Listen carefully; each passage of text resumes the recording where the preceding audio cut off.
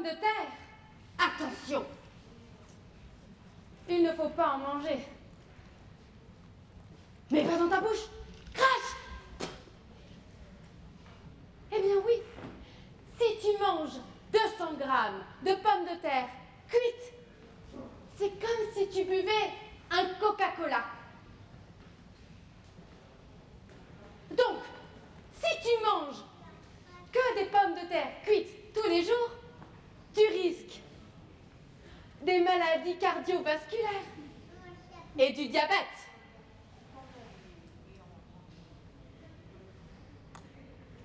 Et tu sais quoi? Dans la pomme de terre, il y a de la solanine qui a une action irritante sur le tube digestif et une toxicité nerveuse. Donc, les symptômes qui en découlent sont principalement digestifs, salivation, vomissement, constipation, suivi de diarrhée, parfois noirâtre. Et la toxicité nerveuse, perte d'équilibre, baisse de la température corporelle.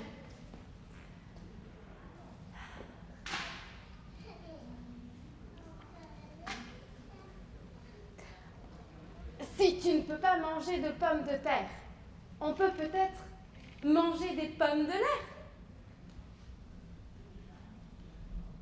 Oui? Non. Il y a du cyanure dedans.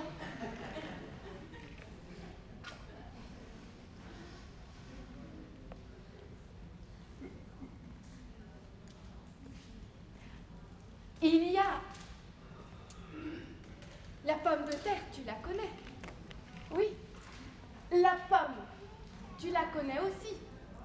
Eh bien, il y a 2 études, ou 3 peut-être, qui ont été faites sur une plante bien moins connue, la consoude.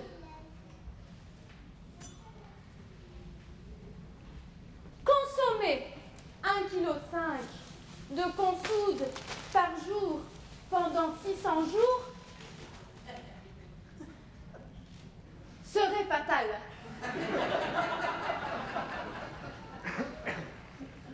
Heureusement, nos bons législateurs, dans un moment de bonté divine, ont interdit d'en faire même du purin.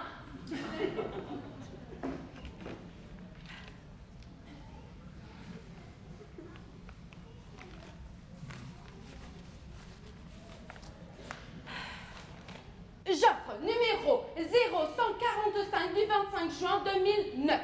Texte numéro 47. Décret numéro 2009/792 du 23 juin 2009 relatif à la mise sur le marché de préparations naturelles peu préoccupantes à usage pharmaceutique. Le Premier ministre, sur rapport du ministre de l'Agriculture et de la Pêche, vu la directive numéro 91/414/CEE modifiée du Conseil du 15 juillet 1991 concernant la mise sur le marché des produits phytopharmaceutiques, vu la directive numéro 98/34/CE modifiée du Parlement européen et du Conseil du 22 juin 1998 prévoyant une procédure d'information dans le domaine des normes et réglementations techniques et des règles relatives au service de la société de l'information, ensemble la notification numéro 2008/0406/F du 29 septembre 2008, vu le Code rural, notamment son article L.253-1, vu le Code de la santé publique. Je continue. Vous avez compris.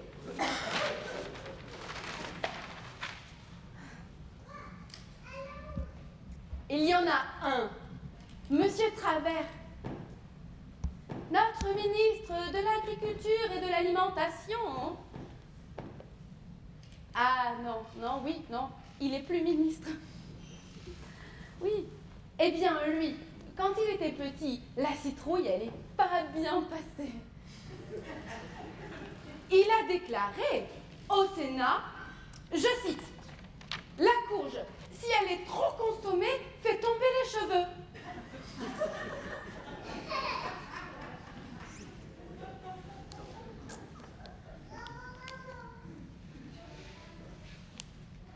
Et il nous a pris pour des poires en racontant ses salades. Encore une histoire de blé. Il pense qu'on a un pois chiche dans la tête. Il a fait chou blanc en ramenant sa fraise. Il devrait prendre une prune pour cela. Mais on n'est pas des cœurs d'artichaut. On va appuyer sur le champignon avant la fin des haricots. Oui, on ne regardera pas ce navet sans y mettre notre grain de sel. Quitte à manger les pissenlits par la racine.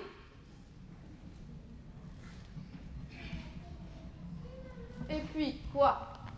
La toxicité, elle est un petit peu proportionnelle au porte-monnaie, on dirait.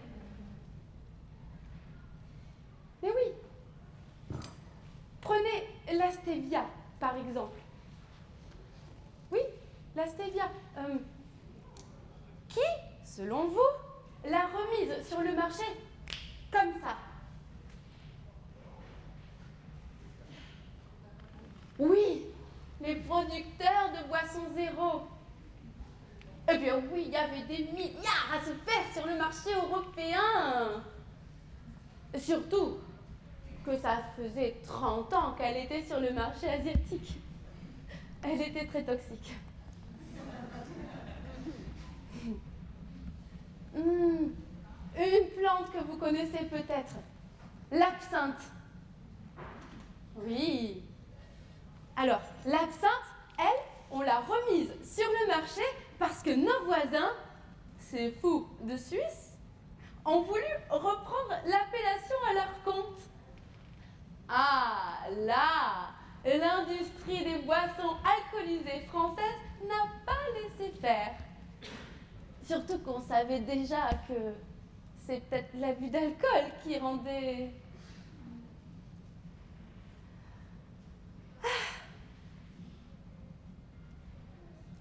Quand les lobbies arrêteront de nous casser les noix, on réintroduira le noix. Oui, ce cépage fabuleux au rendement terriblement productif qui a si peu de maladies.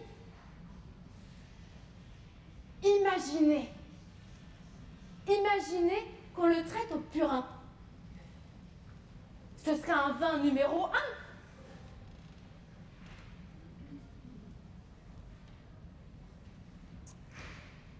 Je me demande si les producteurs de produits de pesticides n'aideraient pas nos politiques.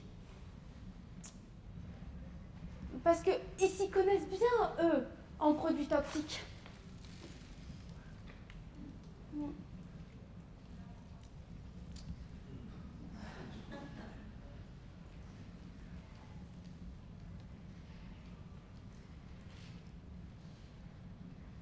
Parce que vous vous battez contre l'interdiction abusive de plantes médicinales. Parce